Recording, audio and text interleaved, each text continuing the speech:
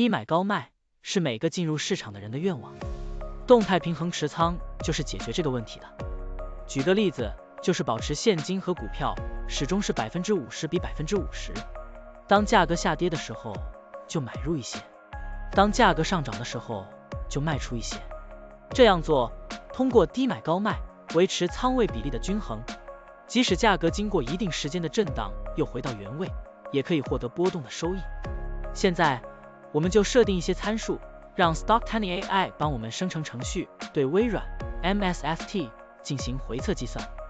设定参数如下：检查间隔，每周五按照收盘价检查一次；价格梯度，每变化10%就启动买入或者卖出操作；运行时间从2023年1月1日到2024年4月30日；交易手续费设定为0.30%。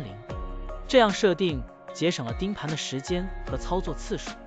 好了，按照上面的设定，程序运行的结果是累计交易7次，期末持仓价值134500.04元，盈利34.50%，相比持仓不动，多盈利负33.40%。如果你希望更频繁的交易，可以把参数修改为持股仓位70%，每天按照收盘价检查一次持仓，每变化5%就进行平衡，这样就可以得到新的回测结果。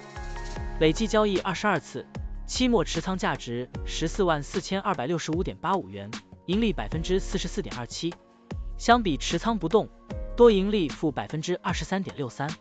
股票的波动特性不一样，盈利效果就不同，参数设定不同，盈利效果也会不同。怎样找到最优的组合呢？请评论区留言，让 Stocktiny AI 来帮助你。